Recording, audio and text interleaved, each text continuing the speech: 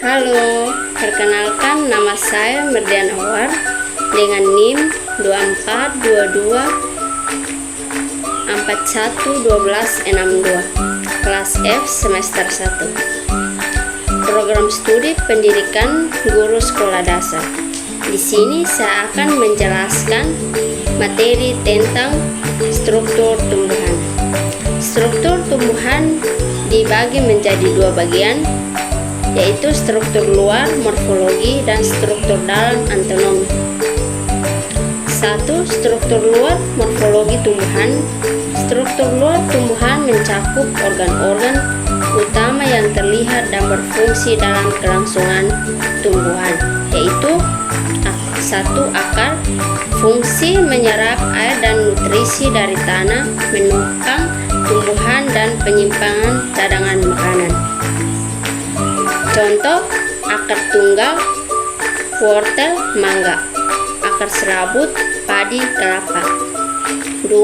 Batang, fungsi mendukung tumbuhan mengangkut air dan zat makanan, serta sebagai tempat penyimpanan cadangan makanan.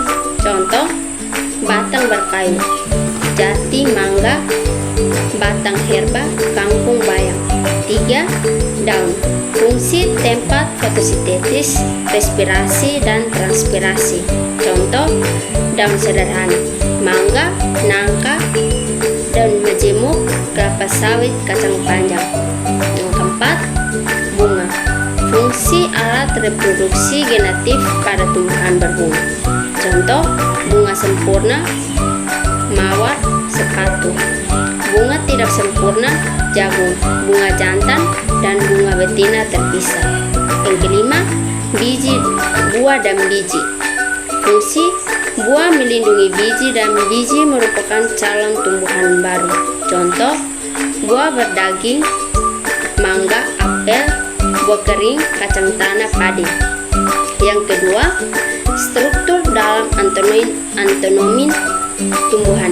Struktur dalam tumbuhan mencakup jaringan-jaringan penyusun organ.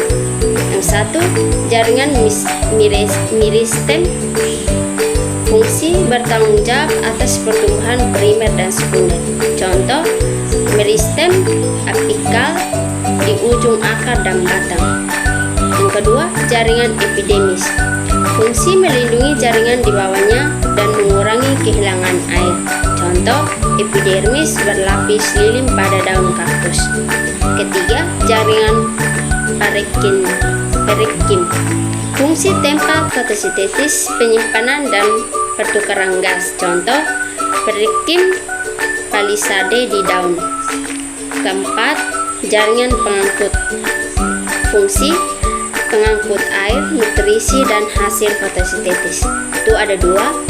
1. Xilem, pengangkut air dan mineral dari akar ke seluruh bagian tubuh. 2. Phloem, mengangkut hasil fotosintesis dari daun ke seluruh tubuh tumbuhan. Contoh, xilem pada batang pohon jati. Yang kelima, jaringan pengokok, fungsi memberi kekuatan dan fleksibilitas pada tumbuhan. Itu ada dua. Colecnim, mendukung tumbuhan muda. 2. Sclerotinia, memberi kekuatan pada tumbuhan dewasa. Contoh, colecnim di tangkai daun selendri. Dengan memahami struktur luar dan dalam tumbuhan, kita dapat melihat bagaimana setiap bagian memiliki peran penting dalam keberlangsungan hidup tumbuhan. Contoh, akar padi yang serabut membantu tumbuhan menyerap air di tanah berlumpur, sedangkan daun mangga dengan permukaan lebar memaksimalkan proses fotosintesis. Demikian presentasi sudah selesai. Sekian dan terima kasih.